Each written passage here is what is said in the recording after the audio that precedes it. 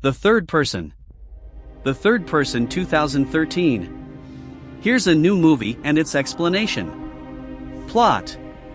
The film follows a Pulitzer Prize-winning author, Liam Neeson, who is writing a novel in Paris. Michael is having an affair with Anna, Olivia Wilde, a journalist who wants to write fiction. Sean, Adrian Brody, an American businessman, is in Italy to steal fashion designs. Julia Weiss, a former soap opera actress who is now a hotel maid, is in New York City. Liam Neeson's character, named Michael here, is a Pulitzer Prize-winning author in Paris working on his new novel. All the characters appearing in the film are characters in the novel Michael is writing. And that pretty much explains the film, but let's move on. In fact, Michael is saddened and tormented by his son's death.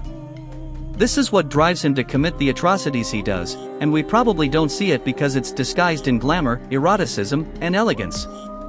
His son drowned while he was on a phone call.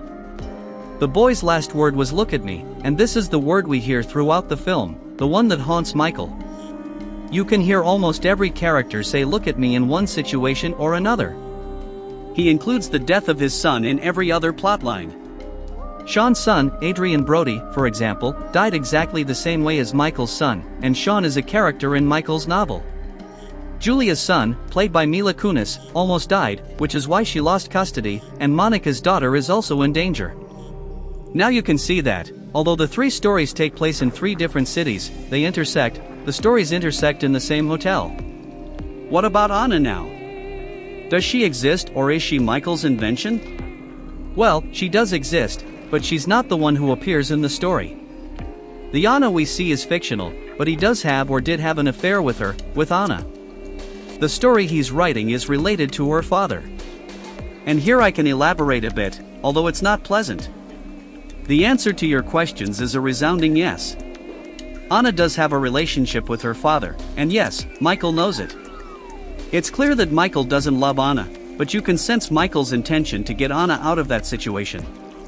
But you can't get someone out of something like that by being an idiot, because you fill the other party with resentment and rage. And now they'll do things just to contradict you, and that's what happens with Anna. That's why she goes to her father, even though she doesn't want to go anymore. When the novel was written, it seems that what was said about Anna was something very low. For this reason, his editor friend asks him if he's really willing to do that to Anna, to which Michael replies that he is.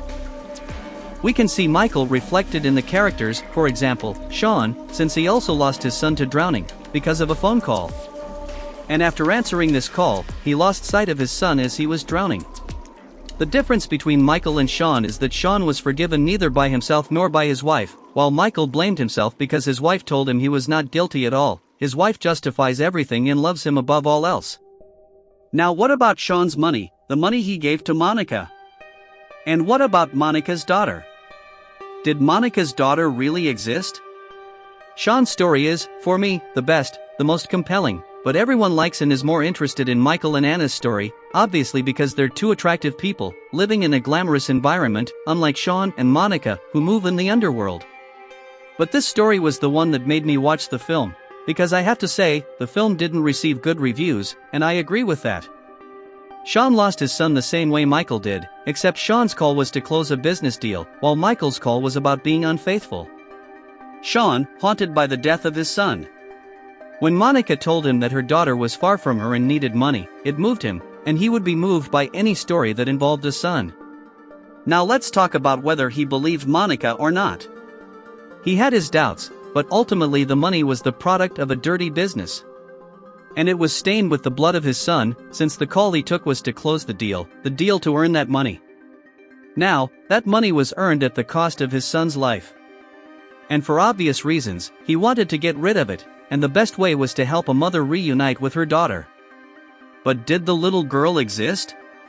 Contrary to what we might believe, and I include myself, I believed it the entire movie. Yes, she did exist, as evidenced by Monica's smile as she tells Sean, when he went to the hotel to find him, that he was a fool to have believed her.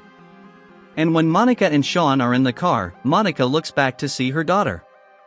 And then there's a shot from outside the car, where you can see the little girl's hair.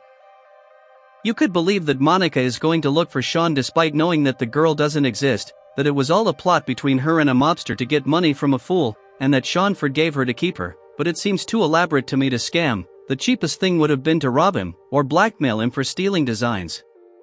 In the car you could also believe that Monica just turns around but there's no one behind, and the shot of the car only shows an object that could be mistaken for a person's head, but then the whole previous plot wouldn't make sense, and this was precisely what made her lose points with critics. So from my point of view, the girl was real. Monica was a grieving mother looking for her daughter, although that doesn't exclude the possibility that she might be a scammer or a sex worker.